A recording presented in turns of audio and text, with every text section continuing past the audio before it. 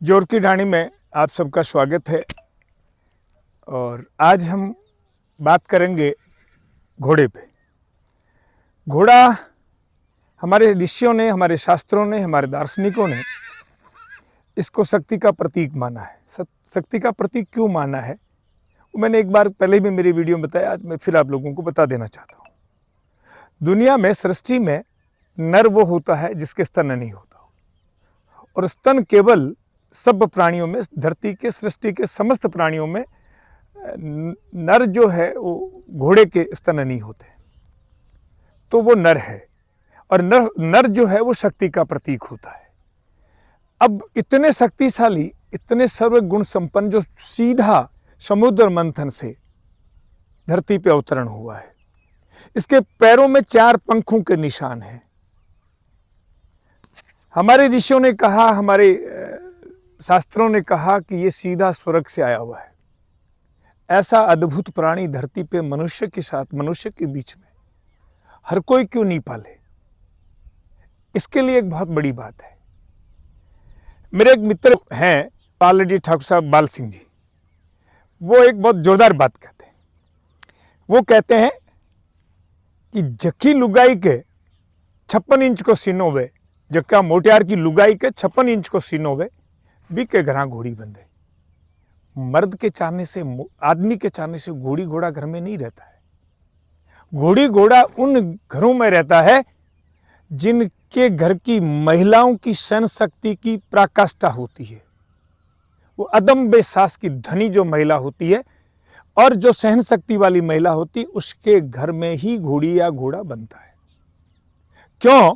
क्योंकि न ये जुगाली करता, न दूध देता, न हल चलता, कुछ भी नहीं करता।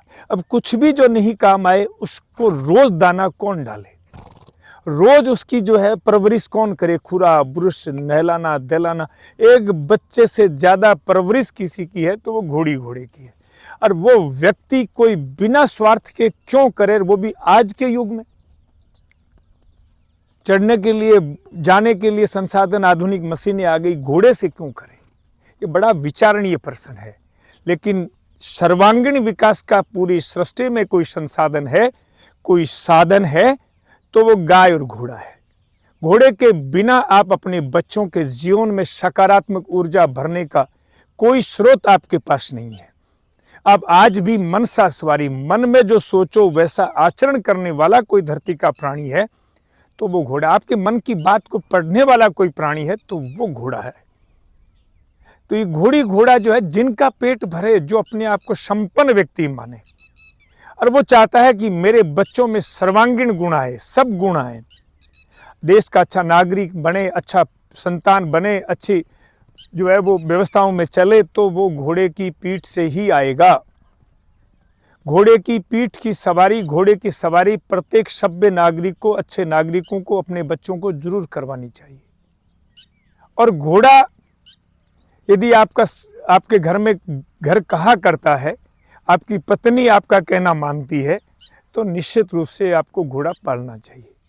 जिनके यहाँ घोड़ा पलता है, उस आदमी की तकदीर और तजवीज दोनों का सामर्थ्य घोड़ा रखता है, बदल सकता है। तो सर्वांगीण विकास जो है, एक भौतिक विकास को नहीं कहा गया है, एक आर्थिक विकास को नहीं कहा गया है।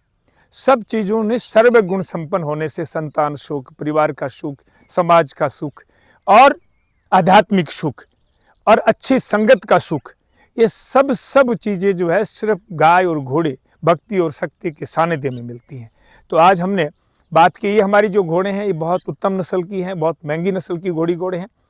और इनको हमने जब क्रॉस कराया तो लाख रुपए की फीस भी भरी है। इनके बच्चे भी आएंगे। और ये मैं जैसे दुगनी की बात करता हूँ तो ये हमें बहुत, एक घोड़ी भी हमारे पूरे घर का खर्चा, घोड़ों का खर्चा आराम से निकाल सकती है। ऐसा सामर्थ्यवान कोई प्राणी है तो घोड़ा। आर्थिकता की घोड़ों के पास आकर के बात ही नहीं करनी चाहिए वैसे तो, क्योंकि ये अपने आप में ही आर्थिक संस्कृति, आर्थिकता को बढ़ाने का प्रतीक है। घोड़ा जहाँ टाप बजाता है, आप गांव में देख लीजिए, भूखे से भूखे, गरीब से गरीब घर में भी यदि कोई घोड़ी बनी है तो वो अपने समाज में, अपने परिवार में उसकी अलग प्रतिष्ठा रहेगी, उसका अलग महत्व रहेगा। तो ये जहाँ बनती हैं, जहाँ रहती, एक भी घोड़ी घोड़ा आपको सड़क पे फिरता चरता जो है आवारा नहीं मिलेगा, क्योंकि 1.25 हाथ का लीलाड़ लेके आता है। और समुद्र मंथन में जो 3 प्राणी आए उनमें से एक गाय और एक घोड़ी और एक हाथी भी आया। तो ये इसका बड़ा इतिहास है, बड़ा लेना देना है। इसलिए मेरी आप लोगों से विनती है कि घोड़ा जरूर पालिए, घोड़े की शरण में रहिए और अपने बच्चों को घुड़सवारी जरूर सिखाए। इसी आशा के साथ जय गौ माता, जय गोपाल।